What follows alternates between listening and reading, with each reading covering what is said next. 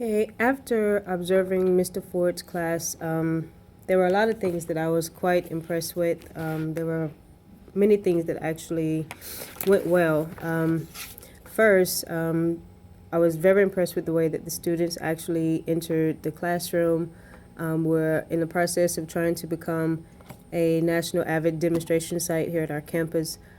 So the fact that our students entered the classroom and began copying down their objective and we will and I will statement without even being prompted to, with our demographic of kids, was very huge in my eyes. It showed a lot of consistency on the teacher's part. Even prior to that, I noticed that the teacher, during that particular passing period, stood in the doorway and as the kids entered the classroom, handed each student a blank index card that each of them knew upon entering the classroom they had to copy their warm-up onto that index card. And the actual warm-up was going to serve as their DOL, which is their demonstration of learning at the end of the lesson. So that was going to come at the end of the lesson to show if the kids had actually gained something from that particular lesson for the day. Which I kind of noted that that was a great way to save time, being that each class period is only 47 minutes long. In addition to that, I noticed that one of the things that we had discussed going into the lesson with the differentiated strategies was that he was going to have the kids use the accountable talk stems as well as the color strips to try to engage the students more throughout the lesson, and those worked great for the kids. It was going to be a telling point for me as well as him, but the kids actually loved them. I actually realized that some of them thought that because they only had 2 or 3 strips that they were only allowed to say 2 or 3 things, so that would have been one of the things that I really would have changed. I would have kind of given the kids either some type of rubric or just some type of instructions on how to actually use the card so that way they wouldn't have felt so limited with their responses. I realized that the accountable talk stems really helped the kids to formulate their answers during the discussion, and it did exactly what we wanted it to do. The kids were not at all stifled throughout the discussion, so it wasn't just them discussing with each other what they had actually highlighted. We saw many of them referring back to the stems many of times to actually format what it was they wanted to relay to their discussion partner. So that worked out perfectly. It kept the discussions flowing, and it kind of helped the kids really get to the meat of the text a whole lot quicker. We found that some of them wanted to jump ahead because they got so engaged that they didn't want to wait for the audio to start back up. They wanted to go ahead, and I've noticed that he was walking around tapping on the desk a good bit to try to tell the kids to wait a second, not to go ahead of the text. Another thing I realized was that as some of the kids entered the classroom late, because it wasn't audio, it was kind of difficult to catch those kids up, and having them jump in at different points throughout the text was kind of difficult for the way that the lesson was designed.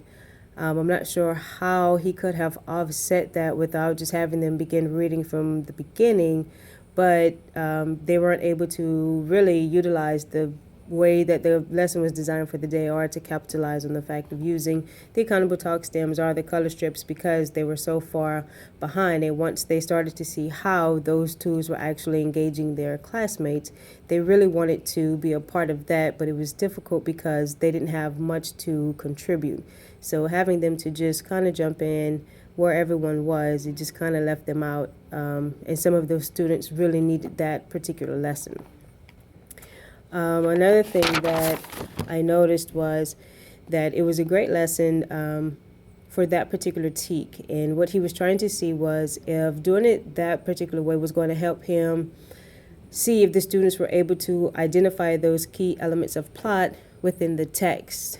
Even though he didn't hear much of it in conversation, even though you didn't hear much of it in conversation, just in being able to see what the students were writing and some of the questions that they were asking him, you could tell that they knew exactly what was actually driving the text. And that may be something that he may be able to build upon with the next lesson. The DOL was asking them upon reading the text or hearing the text if they were giving given a summary question, how would they know, or exactly what summary strategy would they be able to apply to that particular question? And on our campus, we teach our students either CGS, which is character goal solution, or CPS, character problem solution. And just in listening to the text or reading the text, they would have to be able to tell whether or not the character in that particular text has either a problem or a goal. And for our students, that's half of the battle. So I thought it was a pretty decent DOL, especially because he was not leading the lesson. So to have them come to that conclusion on their own throughout the discussions was pretty big for our kids.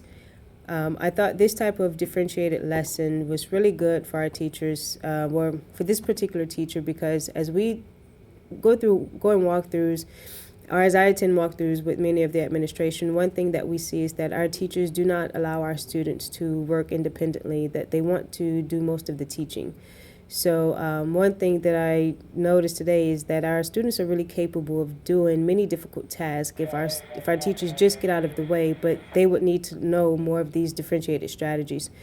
So one thing that I would need to know, or what could help me better as an aspiring administrator, is that having many professional developments on differentiated strategies would be something great to have in my back pocket to help some of my struggling teachers, because it truly does benefit our students.